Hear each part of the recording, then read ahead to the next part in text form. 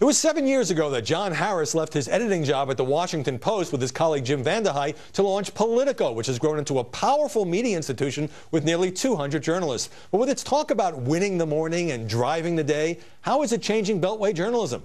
We crossed the river to Arlington, Virginia to sit down with him in Politico's newsroom.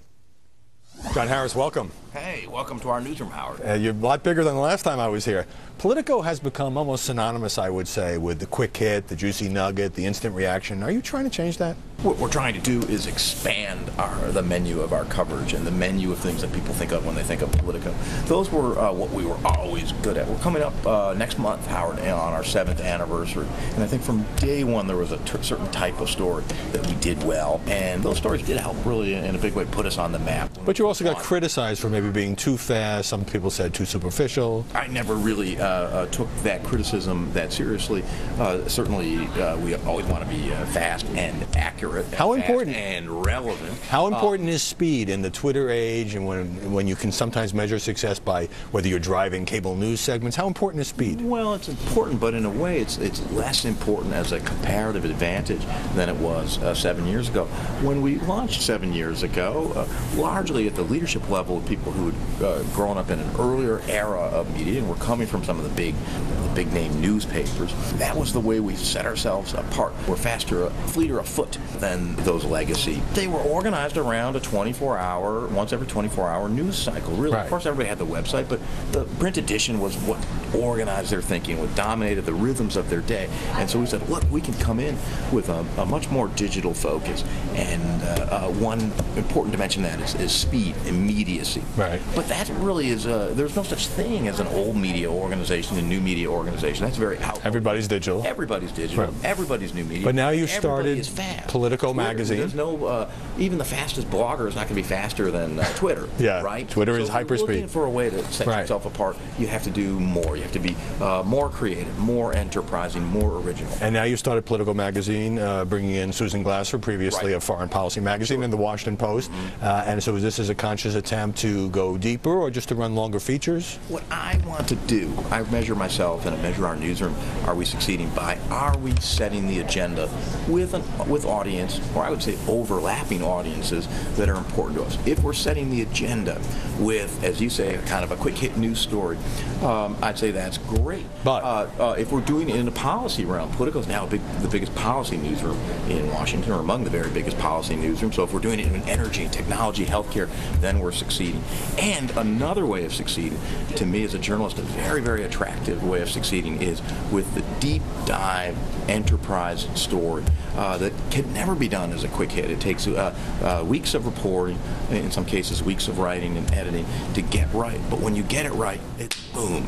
Everybody will read that story. Everybody will be talking about that story. It'll be driving the conversation. That's what I mean by setting the agenda. For example, Politico magazine ran a piece on a report by a Hoover Institution fellow who said that White House records showed no meetings between President Obama and Kathleen Sebelius for 3 years. The White House pushed back, saying a lot of meetings were not set down in the records. Maybe you went a little too fast on that one? No, I don't think so. I think they had we had accurate reporting.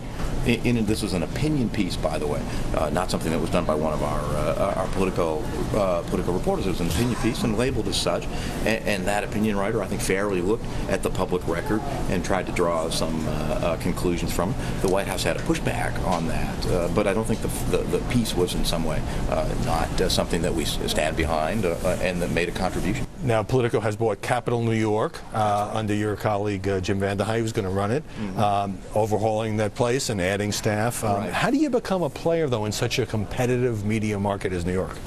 Well, if you step back and just look at a little bit of history, precisely that question was asked about Politico. True. 7 years ago. Wait a minute, aren't there a lot of people who already cover politics? We do think there is a niche. We aim to do something that our competitors at the moment are not doing, which is speaking directly to a hyper-engaged audience with really, really intense demands for news at a sophisticated level and at a fast, immediate level. In Albany, around New York City Hall, in the media world. We've been at this a couple months now, so the early results are good. We feel that there's an intense demand for Politico-style coverage of those important areas up in New York. Politico does Manhattan. Now, Mike Allen's daily playbook, it's kind of a must-read here inside the Beltway. New York Times reported that White House aide Dan Pfeiffer, the last person he talked to before he went to bed was Mike Allen. The first person he talked to when he woke up was Mike Allen. The rap on Playbook, as you know, is that a lot of items are kind of either spoon-fed by the White House or by Mike's friends. Your thoughts? Playbook is Mike's world. That's why it's fascinating. That's why it became so addictive to people. Mike has, and he's been a colleague of yours and mine from our Washington Post days, and I knew him long before that. We were together, young reporters in Richmond. From the earliest days I've known Mike, Mike has this incredible ability. He was a news aggregator before that term was ever even in vogue. But who's he aggregating from? Who's he aggregating from? He sees everything. He has this keen intuition of that's interesting. People will like that. And that's what made Playbook so special. I think like Mike's world and the kind of things that people are feeding him, the kind of arguments that are being played out in Playbook are what make it indispensable. What's key is that there's no ideological tilt to that. Mike's got great relationships all over town. So people on the right will funnel things through Mike. You're saying it's not just funnel things. But funnel, that's an interesting verb. That's an interesting verb, funnel. It's not unfiltered is the key. Because funnel sounds like you're just a conduit. People know Mike because he's got relationships with him. He's famously only sleeps a couple hours a night, so he's always out. Mike's at breakfast. Mike's with sources at lunch. And middle of the night. Everybody knows Mike. But I do want to ask you about. It is filtered through. Mike's got a particular sensibility of what's important and what's more. And we've seen it on occasion. Like Mike also has a toughness to him. A toughness. Probably one of the most important journalism stories in recent years was broken by Mike Allen, right? Remember the Washington Post's salon dinners, which it later retreated from. That's a Mike Allen story. Mike does not play patty cake. He's well liked. At the same time, you mentioned Washington Post reported that Playbook routinely runs a lot of items involving its advertisers like the Chamber of Commerce. Fair or unfair? Totally unfair. It's totally unfair. When Mike Allen started Playbook, it was a few hundred people only who were subscribers. Then that figure grew to a few thousand because word kind of got out. Oh, this is fascinating. Now it's 100,000 people or more who read Playbook. But there are sponsors. At the beginning, we never had sponsors. It was a new product. But you have sponsors now. Given the success of it, it did grow to become something that's highly coveted by advertisers. So it's sponsored. But in tone, in substance, in the type of items, who's in, who's out, that's never changed a lick, not once in 7 years. So the idea, and it really wasn't an argument what I read, it was more of a suggestion, an insinuation, innuendo, in a really unfair way, that the product is somehow compromised by advertisers, was A, not supported, and B, horribly, horribly unfair to what really is one of the most transparent journalistic products in the city. Anyone can read it every given day and sort of take their best guess as to why this is in there, why it's not, who Mike had lunch with, who was giving him this, who he had dinner with, who was feeding him that. Let me move. Totally transparent. Let me move you. I feel very, very strongly. If I can just say this about Mike Allen, I've known him for 23 of the 27 years he's been in the news business. Some people like Playbook, some people don't like Playbook, but no one has ever in those 27 years, not once, not ever, questioned his journalistic ethics. So I think, as somebody did in this instance, was quite irresponsible in my view.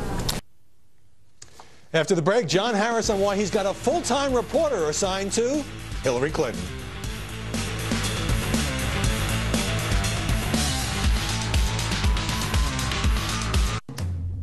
You make a great team. It's been that way since the day you met. But your erectile dysfunction, it could be a question of blood flow. Cialis Tadalafil for daily use helps you be ready anytime the moment's right. You can be more confident in your ability to be ready. And the same Cialis is the only daily ED tablet approved to treat ED and symptoms of BPH, like needing to go frequently or urgently. Tell your doctor about all your medical conditions and medications and ask if your heart is healthy enough for sexual activity. Do not take Cialis if you take nitrates for chest pain, as this may cause an unsafe drop in blood pressure. Do not drink alcohol in excess with Cialis. Side effects may include headache, upset stomach, delayed backache, or muscle ache. To avoid long-term injury, seek immediate medical